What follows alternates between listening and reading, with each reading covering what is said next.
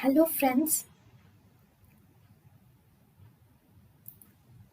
welcome to Creative Medicine.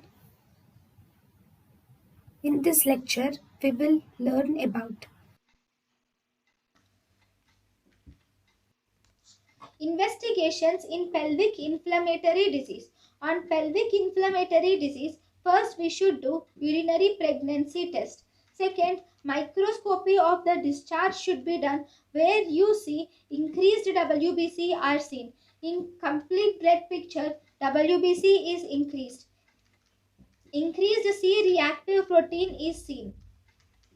We can also do other tests for other sexually transmitted diseases like HIV, hepatitis B, and syphilis. Lab tests for chlamydia and gonorrhea are also done. Then, imaging studies. In the imaging studies, first we can do ultrasonography. Ultrasonography is transvaginal ultrasonography. In transvaginal ultrasonography, normally fallopian tubes are not visible.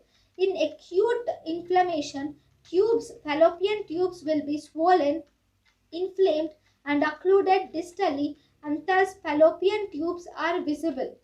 But in ultrasonography, you cannot see the fallopian tubes. Findings on ultrasonography, you will see distended or ovoid tube is seen. There is thick inflamed wall and fluid is present in the tube. There can be incomplete septa due to adhesions are seen on ultrasonography. The signs which are seen on ultrasonography include we have beads of string appearance or cogwheel appearance is seen in transverse section. Here due to endosalpingeal folds which form not here these beads of string appearance are seen mainly due to the endosalpingeal folds which form nodules on the fallopian tube. Second, waist sign. In waist sign on longitudinal section, waist sign is seen on longitudinal section. Or if you indent the diagonally opposite places, you will see the indentation is seen, which is waist sign. Even we have cogwheel appearance is seen. All these are actually the basis for hydrosalpinx. Endometrial biopsy can be done for endometritis. Laparoscopy is the gold standard for pelvic inflammatory disease. The main advantage of laparoscopy is we can visualize the tube or hydrophalanx and adhesions can be visualized. We can take a biopsy and do scoring for conception like Boer measles score is done.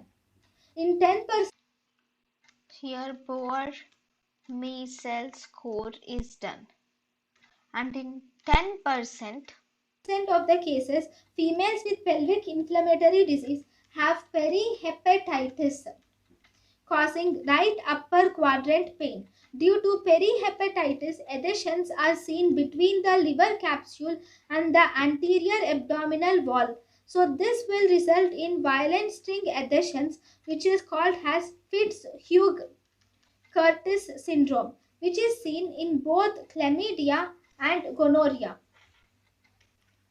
Then the gold standard for diagnosis here is laparoscopy. In the laparoscopy,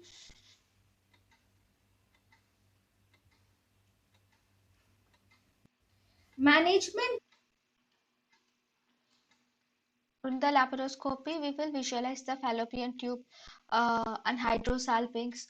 Everything can be visualized. And this Fitzhugh-Curtis syndrome is seen in both chlamydia and gonorrhea, but it is more common in chlamydia than in gonorrhea. thank you and thank you for watching.